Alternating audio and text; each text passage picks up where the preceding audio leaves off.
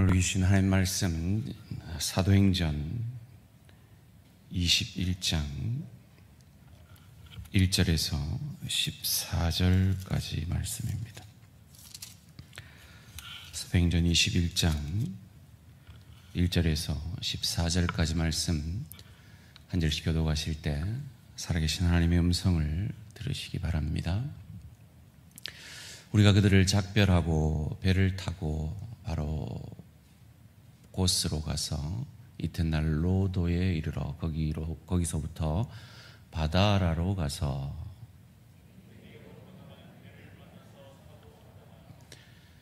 구브로를 바라보고 이를 왼편에 두고 수리아로 항해하여 두로에서 상륙하니 거기서 배의 짐을 풀려 함이러라.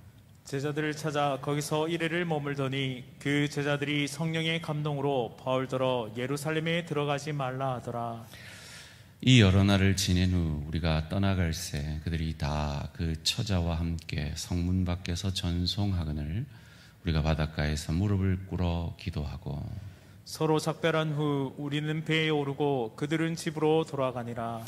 두루를 떠나 항해를 다 마치고 둘레마이에 이르러 형제들에게 안부를 묻고 그들과 함께 하루를 있다가 이튿날 떠나 가이사랴에 이르러 7 집사 중 하나인 전도자 빌립의 집에 들어가서 머무르니라.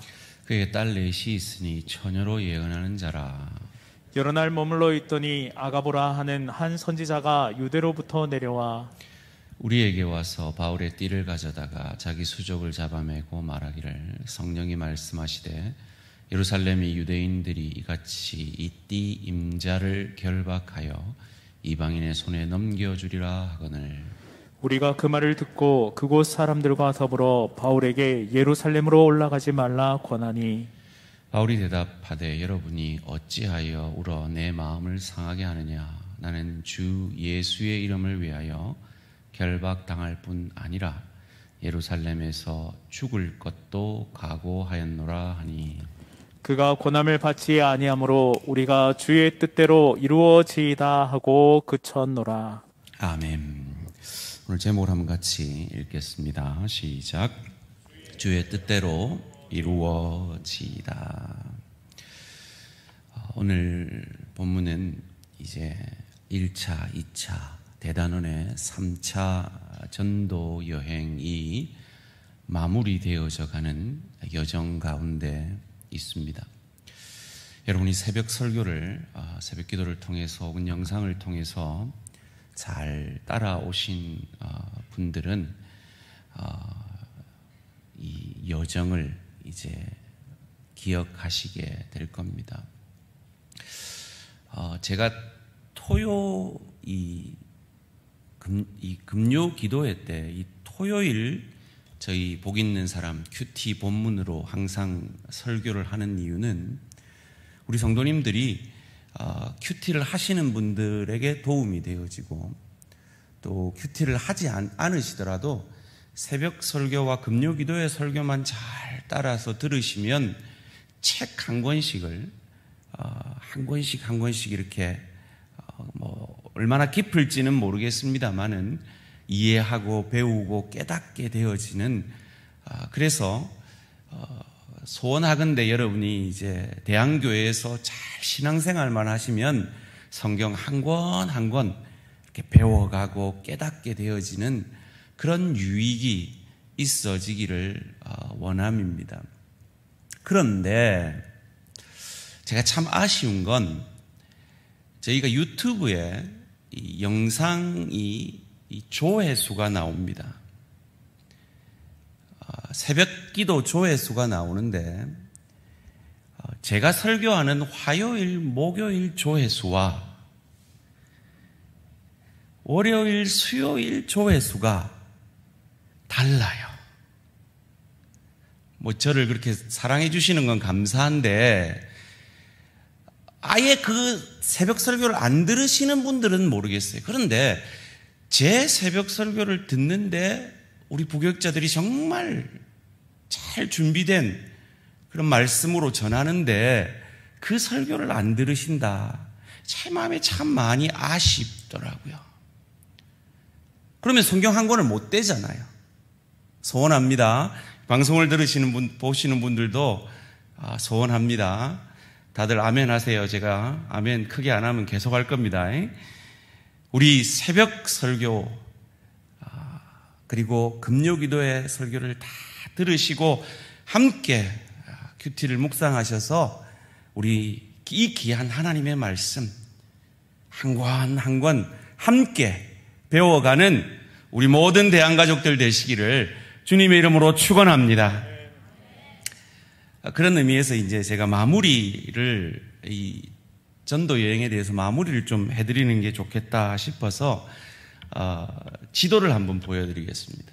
1차 전도 여행의 지도입니다. 잘 안 보이시죠? 이게 그렇게 근데 이게 지금 그 줄이 꺼져 있는 게 이제 그 전도의 여정입니다. 1차 전도여행 한번 보세요. 2차 전도여행을 한번 보세요. 훨씬 그 줄이 넓어지죠. 3차 전도여행을 한번 보세요. 더 넓어지죠. 소원합니다.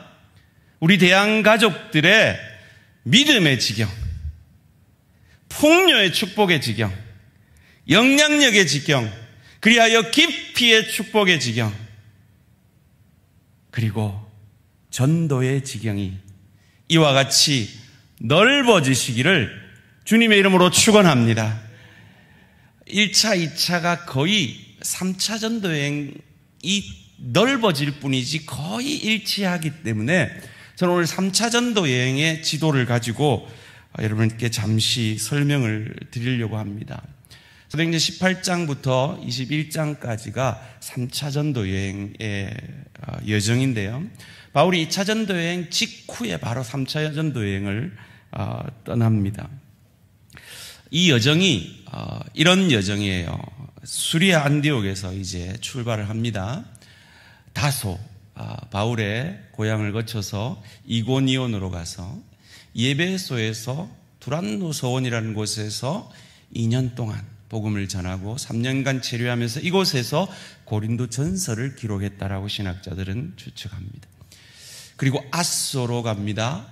드로아로 가서 배를 타고 빌립보 지방으로 넘어갑니다. 유럽으로 가는 거죠. 거기서 고린도 후서를 AD 55년에 기록했다라고 신학자들은 추측하고요. 그리고 데살로니가로 가서 베레아로 갑니다. 그리고 아테네를 거쳐서 고린도에 갑니다. 그리고 이것이 3차 전도여행의 마지막 여정이었고요. 다시 돌아가는 길에 베레아를 들렸다, 데살로니가로 갔다, 빌립보에서 배를 타고 드로아로 가서 아소로 그리고 밀레도로 가서 배를 타고 오늘 본문이 바다라에서부터 두로와 가이사라 예루살렘에 가서 체포되어지는 그 여정의 일부분입니다. 자, 이것을 지도를 한번 보여드리겠습니다. 보입니까, 여러분? 이 글자가 보여요? 잘 안 보이시죠? 자,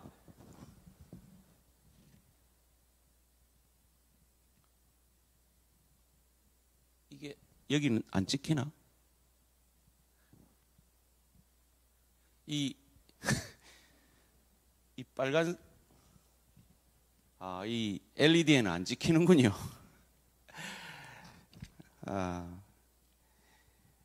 그럼 오늘 본문만 설명을 예, 좋습니다. 좋네요. 요 오른쪽 부분을 조금만 더 확대를 한번 해보세요. 예. 여기, 바다라라는 곳이 보이시죠? 예, 요 바다라에서 오늘 본문이 출발을 합니다. 그리고 거기서 빨간 선을 가지고 쭉 내려오는데 왼쪽에 구브로라는 섬을 끼고 그 항해를 하고 있다고 오늘 본문이 전하고 있고요. 이 두로와 시돈까지 와서 여기서 둘레마이를 거쳤다가 그리고 가이사랴로 갔다가 예루살렘으로 내려가는 것입니다. 본문을 가지고 한번 설명을 해드리겠습니다. 오늘 본문 1절 말씀입니다. 우리가 그들을 작별하고 배를 타고 바로곳으로 가서 이튿날 로도에 이르러 거기서부터 바다라로 가서, 아까 바다라를 봤죠? 거기서 배를 타고 약 650km를 항해하게 됩니다. 참 힘든 여정이죠.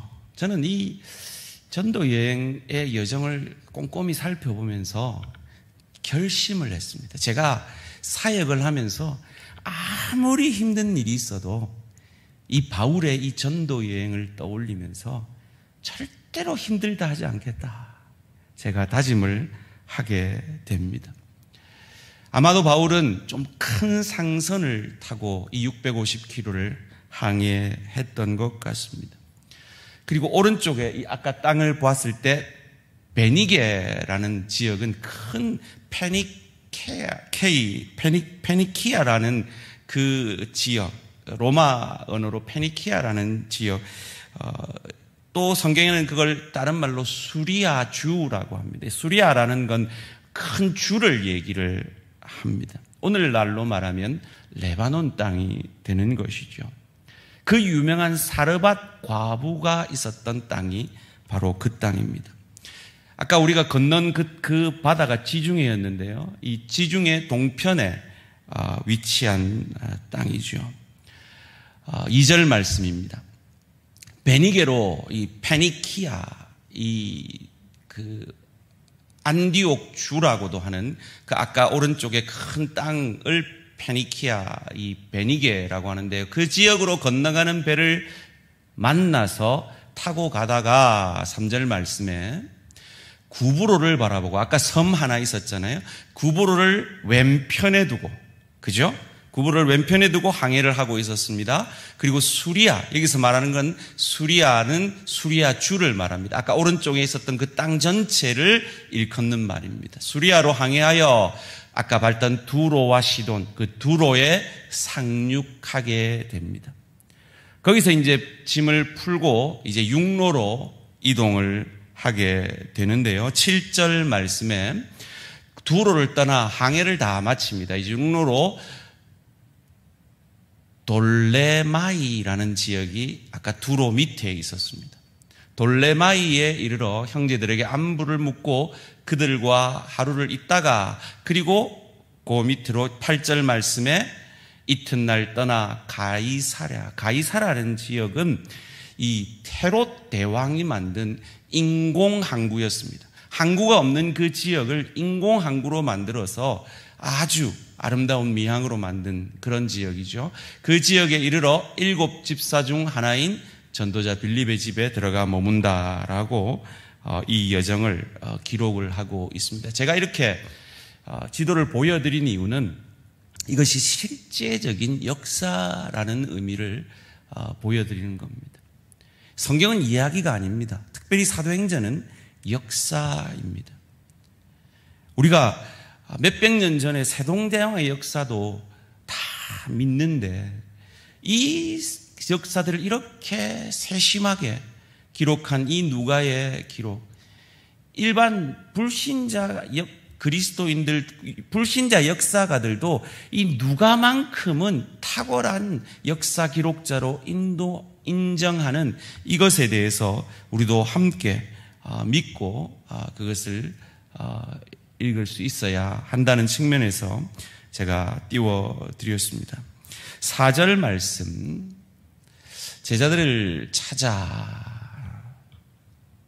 거기 서이레를 머물더니 그 제자들이 성령의 감동으로 바울들어 예루살렘에 들어가지 말라 하더라. 오늘 본문은 참 재미납니다. 동일한 성령께서 여러 차례 바울이 가고자 하는, 아까 가이사랴에서 마지막 여정이 이제 예루살렘인데 그 예루살렘에 가지 마라는, 그런데 이것이 세속적인 사람이 아니라 성령 충만한 사람들이 그렇게 계속 요구하는 장면들이 이어서 나옵니다. 이곳이 지금 두로라는 곳인데요.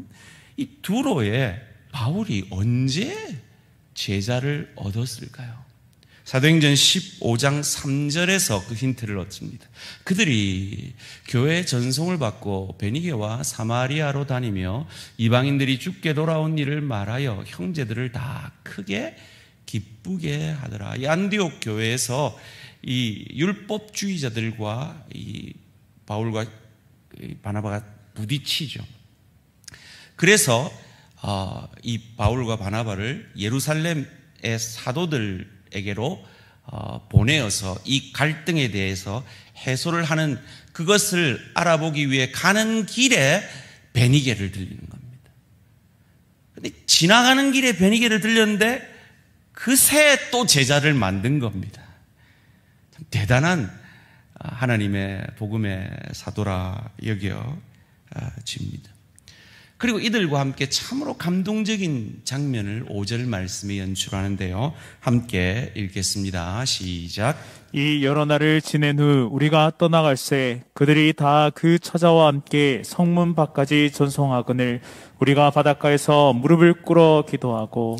그 제자들이 가지 말라는데, 환란이 있다는데, 이방인들이 당신을 잡는다는데도 그 길을 멈추지 않는 그 바울을 향하여서 애끓는 심정으로 바닷가에서 함께 무릎을 꿇고 기도를 하는 장면입니다.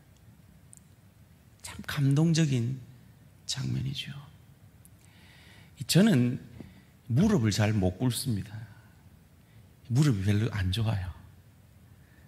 근데 제가 무릎을 꿇고 기도할 때가 있습니다. 신방 가서 마지막 그 가정을 축복할 때는 꼭 무릎을 꿇고 기도를 합니다. 제가 그 가정을 축복하는 자가 아니라 하나님이 저를 통해 이 가정을 축복해 주시기를 겸손히 무릎 꿇고 간구하는 것이죠. 그들은 바울을 말렸습니다. 그런데 바울은 간답니다. 할 수 있는 건 하나님 앞에 그 바울을 맡길 뿐입니다. 참 가정들을 신방해 보면 가정마다 애끓는 기도의 제목이 있고 사연들이 있고 참 응답받지 못한 그 기도의 소원들이 있는 것을 보면서 저는 능력이 부족하기에 제가 해줄 수 있는 것은 없지만 그 가정들마다 하나님께 그 가정을 의탁하는 심정으로 무릎을 꿇고 하나님 앞에 기도하는 것입니다. 소원합니다. 여러분의 아직 응답받지 못한 기도들, 애끓는 여러분의 현실의 사연들, 그 깊이의 축복의 시간들 가운데 겸손히 주께 무릎 꿇는 저와 우리 모든 성도님들 되시기를 주님의 이름으로 축원합니다. 아이고 목사님 뭐 꼭 무릎 꿇어야 됩니까? 맞습니다. 뭐 무릎 꼭 꿇을 필요는 없죠. 그런데 형식주의에 빠지는 건 문제입니다. 그런데 형식은 중요합니다. 왜냐하면 그 형식은 내용을 담는 그릇이기 때문입니다. 이것을 가장 잘 설명해 준 분이 여러분 잘 아시는 서영춘 옹이 이걸 잘 설명해 주셨습니다. 그분이 이렇게 말했죠. 인천 앞바다가 사이다라도 뭐가 없으면? 꽃프가 없으면 못 마신다고요. 꽃프는 형식이죠. 내용은 인천 앞바다입니다. 그 많은 물입니다. 하나님의 은혜입니다. 근데 그 하나님의 은혜를 담아내는 그릇이 필요하다는 겁니다. 저는 어릴 때 운동화를 사면 주일이 올 때까지 못 신었습니다. 새 신발을 혹은 새 옷을 살 때 빨리 학교 가서 자랑하고 싶은데 절대로 주일 전에는 입지도 신지도 못했습니다. 왜요? 새 것은 하나님 앞에 먼저 보여드려야 한다는 그 형식을, 그 중심의 내용을 그런 형식으로 저희 부모님은 가르치셨고 보여내셨습니다. 우리 과거에 우리 어르신들은 그 시장에서 번 그 돈들을 헌금하시기 전에 다리미로 바닥에 다려가지고 토요일 날 그래서 정성껏 예물을 준비했던 그 우리 어르신들의 그 모습들, 평소에는 별로 이쁘게 해다니지도 않으면서 주일날은 자신들이 가지고 있는 가장 좋은 옷을 입고 하나님 앞에 예배하러 나왔던 그 우리 믿음의 선진들의 그 중심을 담아내는 그 그릇이 바로 그들의 그런 몸부림이었던 것입니다. 소원합니다. 우리 대한가족들의 그 중심이, 그 믿음의 중심이 잘 담아 표현되어지기를 주님의 이름으로 축원합니다. 그런 의미에서 우리가 주일 성수를 잘한다라는 건 토요일 저녁을, 토요일 밤을 잘 준비해야 합니다. 이런 우스개 얘기가 있잖아요. 어떤 분이 토요일 밤늦게까지 사극을 보다가, 여러분들은 잘 이해를 못 하실 거예요. 근데 이 이민사회, 제가 있었던 이민사회는요, 토요일 하루가 쉬는 날인데 그 토요일 날 밤늦게까지 밀린 그 한국 드라마 사극을 보는 게 유일한 낙인분들이 많아요. 어느 장로님도 그러고 나서 이제 주일 기도를 하러 오신 거예요. 그래가지고 그분이 기도하실 때 하나님 성은이 망극하옵니다. 통촉하여 주시옵소서 뭐 이랬다라는 그 전설 같은 이야기가 이민사회에는 뭐 퍼져 있어요. 왜요? 토요일 밤을 준비를 정말 중심을 담아내는 그릇으로 준비되지 못했기 때문이죠. 소원합니다. 우리 대한가족들, 참으로 우리의 믿음의 중심이 하나님 앞에 잘 표현되어지는 저와 우리 모든 성도님들 되시기를 주님의 이름으로 축원합니다. 오늘 보면 8절, 9절 말씀입니다. 이튿날 떠나 가이사랴에 이르러 7 집사 중 하나인 전도자 빌립의 집에 들어가서 머무느니라. 그에게 딸 넷이 있으니 처녀로 예언하는 자라. 이 빌립 집사, 이 집사라는 호칭이 21장에 비로소 등장해서 그 사도행전 앞부분에 있었던 그 7분들이 집사임을 알게 되죠. 이 4명의 예언하는 처녀 딸들이 있었다. 이 얘기를 왜 하느냐? 이 딸들도 이어져 나오는 이 예언자 아가보와 같은 견해다라는 의미에서 이 말을 하고 있는 겁니다. 이어지는 10절 말씀입니다. 여러 날 머물러 있더니 아가보로 하는 한 선지자가 유대로부터 내려와, 이 아가보는 당시에 유명한 예언가였습니다. 그리고 아주 정확하게 예언하는 사람이었죠.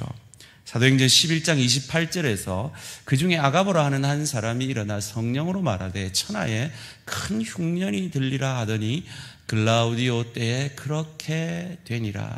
실제로 예언했고 그 예언이 그대로 이루어졌던 아주 신뢰받는 선지자였던 것입니다.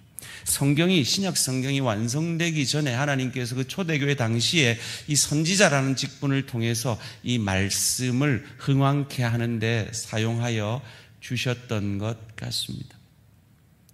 그도 이 앞서 말한 예언자 빌립의 4 딸들과 동일한 견해다라고 이 예언자들을 소개한 다음에 아주 재미난 행동을 합니다. 11절 말씀인데, 우리에게 와서 바울의 띠를 가져다가 자기 수족을 잡아매고 말하기를 성령이 말씀하시되 예루살렘에서 유대인들이 이같이 이 띠 임자를 결박하여 이방인의 손에 넘겨주리라 하거늘.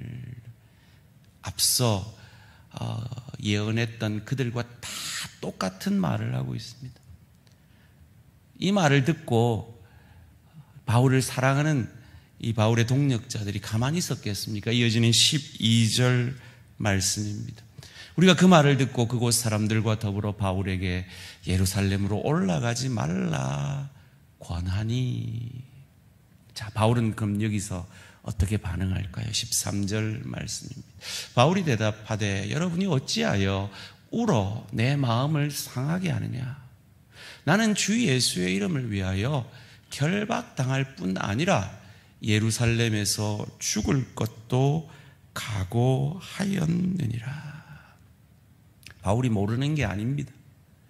그런데 바울은 이들이 보고 있고 이들이 예언받은 것보다 더 큰 그림을 보고 있다는 거죠. 그래서 이 바울의 고집을 꺾지 않는 나는 예루살렘으로 갈 것이다 라는 이 말에 오늘의 결론 14절입니다. 함께 읽습니다. 시작. 그가 권함을 받지 아니하므로 우리가 주의 뜻대로 이루어지이다 하고 그쳤노라. 아멘. 주의 뜻대로 이루어지이다. 자, 그러면 오늘 본문은 우리가 어떻게 해석하고 적용할 수 있을까요? 어떤 신학자들은 바울이 그 당시에 하나님의 뜻을 예언했던 선지자들의 그 성령의 뜻을 거슬렸다라고도 해석을 합니다. 근데 저는 그 해석에 동의할 수가 없습니다. 왜냐하면 바울이 그들의 예언 자체가 틀렸다라고 하지 않았기 때문입니다. 바울은 알고 있었어요. 동의를 했어요. 그럼에도 불구하고 나는 간다라고 했지 그들의 예언 자체가 틀렸다라고 인정하지 않은 것이 아니라는 겁니다. 여기서 우리는 세 가지 정도의 교훈을 얻을 수 있습니다. 첫째로, 바울의 동력자들은 성령께서 주신 그 예언을 따라 바울을 사랑하고 있다는 겁니다. 바울을 사랑해서 바울의 뜻과 반대되어지는 것을 말하고 있다는 겁니다. 이 일은 어디서나 일어날 수 있는 일입니다. 남편과 아내 사이에서도 일어날 수 있는 일이요, 우리 당회에서도 일어날 수 있는 일이요, 여러분의 구역 가운데서도 일어날 수 있는 일이요, 여러분의 기관 가운데서도 일어날 수 있는 일입니다. 사랑합니다. 사랑하는데 다른 말을 하고 있습니다. 다른 뜻을 말하고 있습니다. 부모 자녀 관계에서도 마찬가지입니다. 부부 관계에서도 마찬가지입니다. 지체 관계에서도 마찬가지입니다. 틀린 것이 아닙니다. 둘 다 옳습니다. 그러나 다른 말을 할 수 있는 것이 우리입니다. 왜냐하면 우리는 각각 한계가 있기 때문입니다. 그 당시 유명한 이 아가보와 빌립의 네 딸과 이들 지체들이 성령의 음성을, 성령의 메시지를 받았습니다. 옳습니다. 그러나 그들이 받은 성령의 메시지는 거기까지입니다. 이처럼 우리 각자가 가진 지혜나 우리 각자가 가진 영성이나 우리가 각자가 가진 어떤 능력은 일정 부분 한계가 있습니다. 우리는 이 한계 아래서 사랑하고 있는 것입니다. 소원합니다. 우리의 각자의 한계를 인정하면서 사랑하는 우리 대한가족들 되어지시기를 주님의 이름으로 축원합니다. 그렇다면 이미 알고 있는 바울의 마음을 이렇게 상하게 하면서까지 왜 이 여러 사람들을 통해 하나님은 성령의 음성을 듣게 하실까요? 이 말을 들었을 때 바울이 하나님으로부터 예루살렘에 가면 박해가 있을 것을 알고 있었습니다. 사도행전 20장 23절 24절이 그것을 우리에게 가르쳐 줍니다. 오직 성령이 각 성에서 내게 증언하여 결박과 환난이 나를 기다린다 하시나 내가 달려갈 길과 주 예수께 받은 사명 곧 하나님의 은혜의 복음을 증언하는 일을 마치려 하면은 나의 생명조차 조금도 귀한 것으로 여기지 아니하노라. 그는 이렇게 결단했습니다. 그러나 그도 인간입니다. 환란이 적당히 있겠지. 내가 환란 없었던 적이 있었나. 그렇게 생각하고 그 길을 가고 있을지 모릅니다. 이 여러 차례의 예언을 통해 바울은 각오를 하는 것입니다. 이것이 하나님이 이 일을 통해 바울에게 보여주시는 하나님의 뜻이라 여겨집니다. 여러분, 신앙의 길은요, 각오하고 가시는 길입니다. 하나님은 우리한테 탄탄대로가 열려질 거라고 하지 않았습니다. 좁은 길이라고 했습니다. 각오하셔야 합니다. 이 일만으로 이만과 전쟁할 것을 각오하셔야 합니다. 이 돈으로 망대가 세워질 것인가를 각오하셔야 합니다. 각오하고 우리의 믿음의 길을, 각오하고 평신도 사역자의 길을 걸어가는 우리 모든 성도님들 되시기를 주님의 이름으로 축원합니다. 그럼에도 불구하고 바울은 포기하지 않고 갑니다. 결단이 필요하다는 겁니다. 여러분이 하나님 앞에 받으신 어떤 소원함과 사모함이, 그것을 가장 반대하는 사람이 나를 가장 사랑하는 사람일 수 있습니다. 그러나 그 순간에도 하나님이 나를 통해 그 일을 이루기를 원하시면 그것을 결단하고 하나님의 뜻에 순종하는 저와 우리 모든 성도님들 되시기를 주님의 이름으로 축원합니다. 쉽지 않죠. 바울도 쉽지 않았습니다. 마음이 상했습니다. 저도 대한교회 오기까지 참 쉽지 않았습니다. 그런데 하나님께서 뜻이었기에 그 뜻을 이루어 주셨습니다. 여러분의 인생 가운데서도 하나님의 뜻임에도 불구하고 막히는 것 같고 주변 사람들이 말리는 것 같은 그런 현실들이 있을 수 있습니다. 그것을 주변 사람들의 사랑으로 받으시고 그 가운데서도 각오하시고, 그럼에도 불구하고 인간의 뜻이 아니라 하나님의 뜻 앞에 나의 것을 내려놓고 결단할 수 있는 저와 우리 모든 성도님들 되시기를 주님의 이름으로 축원합니다. 특별히 기억하십시오. 우리는 한계가 있습니다. 아가보도, 그 유명한 아가보도 한계가 있었습니다. 그가 하나님 앞에 받은 메시지는 거기까지였습니다. 핍박당할 거다, 이방인의 손에 잡혀갈 거다, 그거였습니다. 내게 한계가 있다는 것을 기억하고 우리가 가정에서 주의 교회를 세워갈 때에 동일한 사랑으로 다름 가운데 하나님의 뜻이라면 오늘 본문 14절처럼 주의 뜻대로 이루어지이다, 나를 내려놓고 항복할 수 있는 저와 우리 모든 성도님들 되시기를 주님의 이름으로 축원합니다. 바울은 그의 목적이 있었습니다. 그가 하나님 앞으로 받은 비전이 있었습니다. 로마를 거쳐 로마 교회의 도움을 받아 그 당시 땅끝까지 가는 그것이었습니다. 로마서 19장 21절 말씀입니다. 이 일이 있은 후에 바울이 마게도냐와 아가야를 거쳐 예루살렘에 가기로 작정하여 이르되 내가 거기 갔다가 후에 로마도 보아야 하리라 하고, 그리고 로마 교회의 도움으로 스페인, 당시 사람들이 믿었던 땅끝까지 이르려 했다는 겁니다. 그는 무엇을 놓치지 않고 있었습니까? 그 어떤 사람들의 말과 예언들 속에서도 그가 놓치지 않고 있었던 단 하나의 명령, 사도행전 1장 8절 말씀입니다. 함께 읽을까요? 시작. 오직 성령이 너희에게 임하시면 너희가 권능을 받고 예루살렘과 온 유대와 사마리아와 땅끝까지 이르러 내 증인이 되리라 하시니라. 아멘. 그런 이 그리스도께서 승천하실 때 주셨던 이 예언적 명령을 붙들고 있었던 겁니다.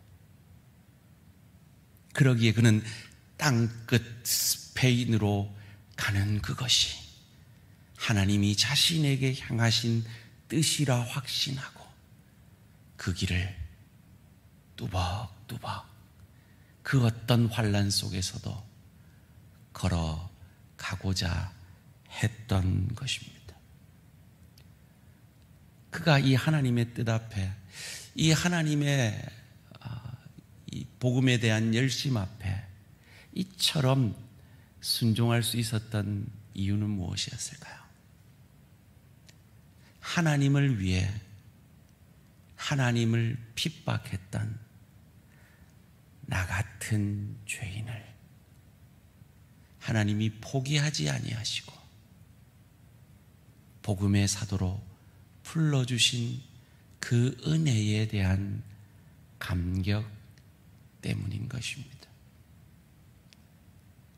그 은혜가 사람들, 가족들, 지체들 그 어떤 방해가 있을지라도, 반대가 있을지라도 그 은혜 때문에 우리에게 맡기신 이 복음의 길, 이 사명의 길, 내 직분을 감당하는 이 사명의 길 끝까지 걸어가시는 저와 우리 모든 성도님들 되시기를 주님의 이름으로 축원합니다. 왜요? God is good all the time. 하나님은 항상 옳으시기 때문입니다. 혹 내 눈에 하나님이 틀려 보여도 바울은 하나님 편을 들고 있는 겁니다. 왜요?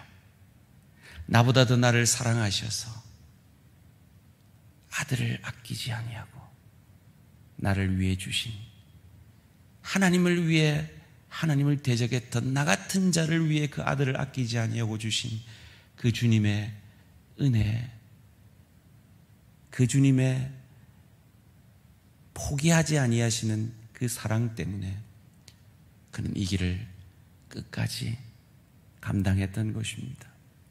혹 우리 성도님들 가운데 지쳐 계신 분들 계십니까? 맡고 있는 사명이 너무 무거워서 힘들어하고 계신 분들 계십니까? 다시 한번 이 은혜가 여러분의 마음에 새롭게 임하셔서 이 믿음의 길 끝까지 그 어떤 반대와 그 어떤 유혹에도 포기하지 아니하고 걸어가시는 저와 우리 모든 성도님들 되시기를 주님의 이름으로 축원합니다. 이 시간 결단의 찬양 함께 드리겠습니다.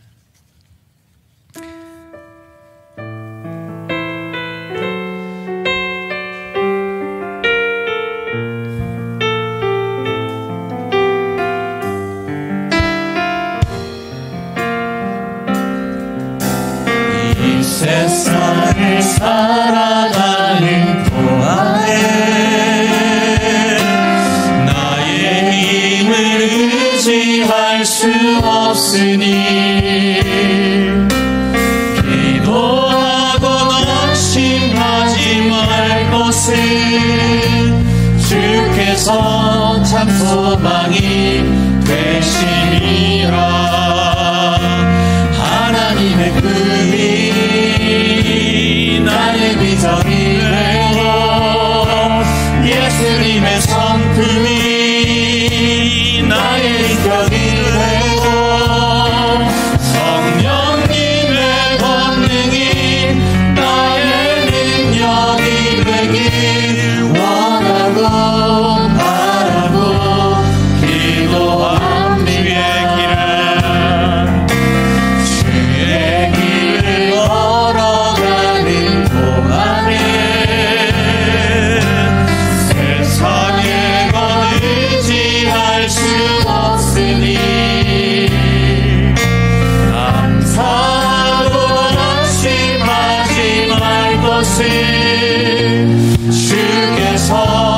참 기쁨이 되심이라. 하나님의 뜻이 나의 비전이 되고 예수님의 성품이 나의 인격이 되고 성령님의 권능이 나의 능력이 되길 원하고 바라고 가슴에 손을 얹고 고백합니다. 하나님의 품이 나의 비전이 되고 그 길을 통해 예수님의 성품이 나의 인격이 되어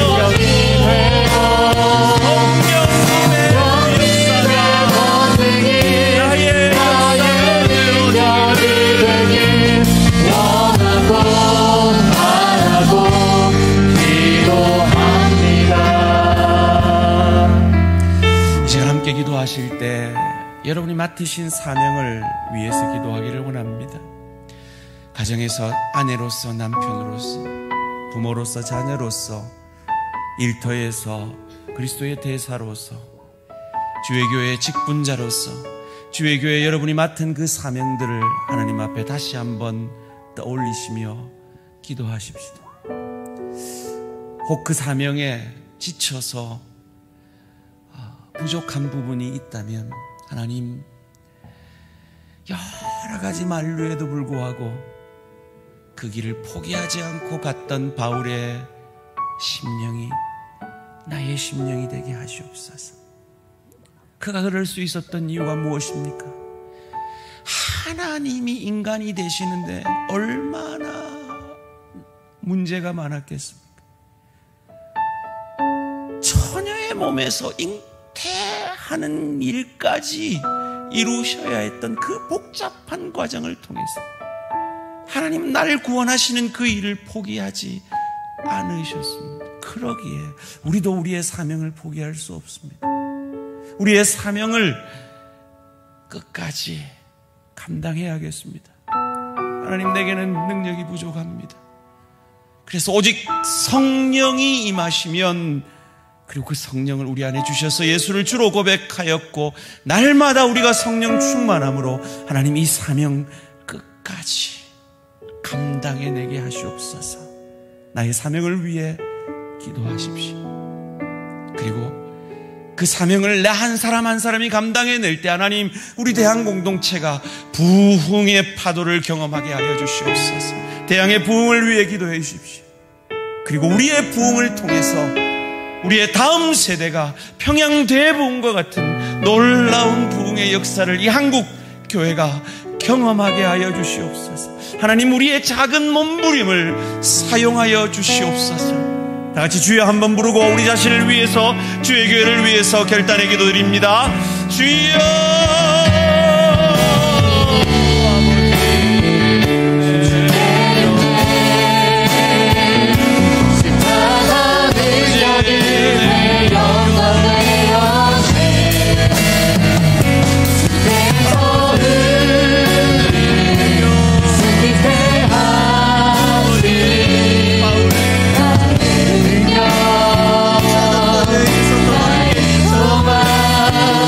주의